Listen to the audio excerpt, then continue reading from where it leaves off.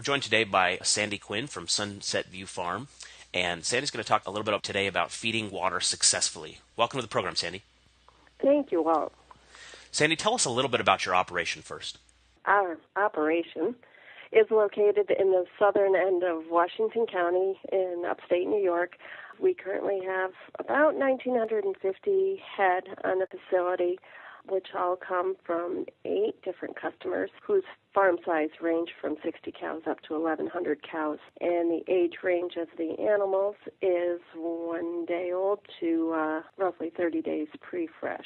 We're operated by myself and my partner, Sean, and our families. Our contracts are set up with our customers where some of the animals are coming in as newborns and staying through 30 days pre-fresh.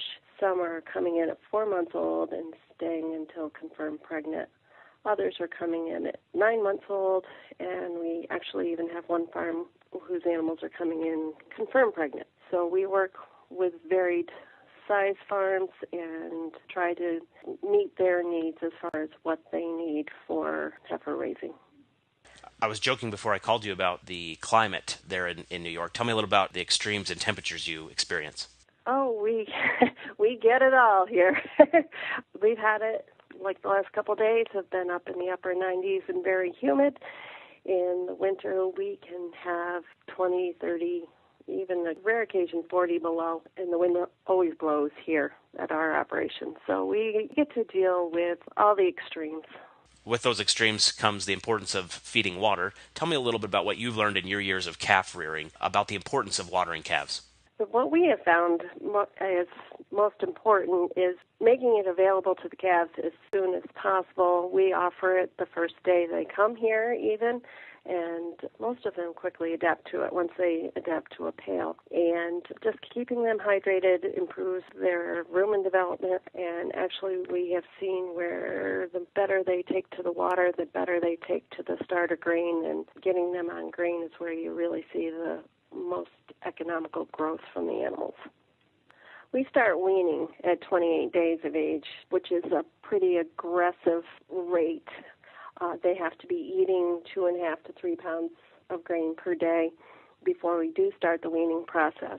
That's one of the reasons why water intake is so important, to get these calves up and eating the grain quickly so that we can get them to the weaning process. And pretty much everybody is weaned by 45 days of age.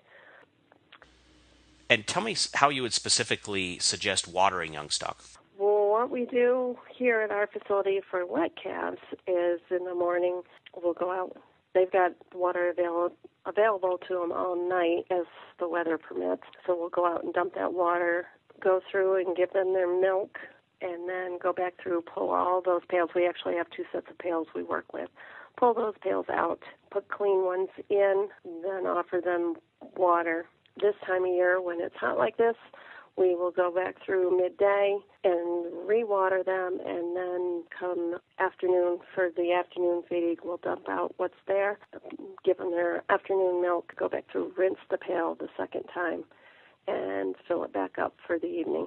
Older animals, we just make sure they have clean buckets available, or either buckets or waters, depending on where their location is, and make that available to them at all times. This time of the year for our super hutches, we're going out 3-4 times a day to make sure that they have enough available to them.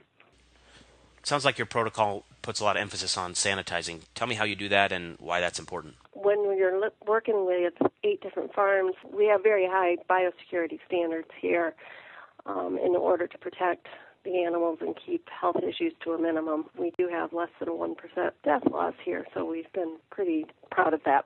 Part of that biosecurity is cleanliness here. When you've got 8 farms you're working with, they're bringing in enough of their own things that we try to limit, adding any other challenges to the animals.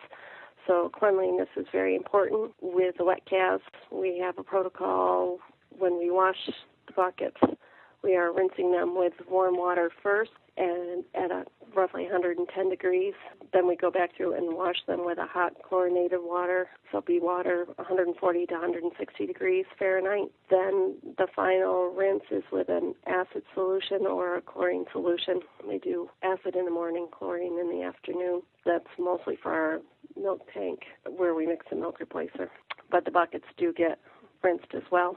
And then everything's allowed to air dry. With the older animals, it's just wash and scrub them with chlorinated water. With our waters, they're all, depending on the age of the animal, younger ones are cleaned at least 3 times a week with a chlorinated water and scrubbed out. Older animals at least once a week. And then if you're going through and you see a dirty one, you stop and clean it. We do have a high emphasis on cleanliness here. We talked about air drying buckets for sanitation. Obviously, with some of the seasonal temperature swings that you experience, that must present some different management challenges when you're trying to run through your water feeding protocols. Tell me your suggestions for water feeding tips for producers who do have these wide ranges of hot and cold climates. As I had said earlier, we spend probably a lot of time when it's really hot and humid going out and just refilling buckets and making sure that's available, whether it's with a hose or whether you have a utility vehicle with a tank on the back. We do a little bit of both of those here, just keeping it available. And also in the hot weather, the cleanliness is super important because bacteria grows very easily with that. Colder weather, we'll go through and offer them a warm water, 90 to 100 degrees. We'll dump it out after a few hours, depending on the temperature and how quickly things start to freeze. But before it actually freezes, we'll dump them out and then refill them midday or a couple times during the day in order to keep something warm available to them to help keep their body temperatures up, which will also enhance their grain intake and improve their energy usage. Again, it does take a little extra labor. And the other thing we do here that we've found very helpful, when we are dumping the water, we go out with a vehicle with a tank on the back and dump water into the tank. So during cold weather, we're not getting a large layer of ice buildup, and in the warm weather, we're keeping the area around the hutches as dry as possible and dumping that water off-site, keep the moisture level down, the bugs down, bacteria level down. If you had to pick between the hot extreme or the cold extreme, which one would you choose? Oh, there's a tough one. For the animals, the cold extreme maybe a little easier to manage. For the employees, I think they would prefer the hot. How's that for a definite maybe? Oh, I was going to say in the winter, you can always add more layers. We put calf coats on the calves and make sure they're well bedded. In the summer, it's a little tougher to keep them cool. Sandy, thank you for telling us a little about your operation today. We appreciate your time. Okay, thank you very much.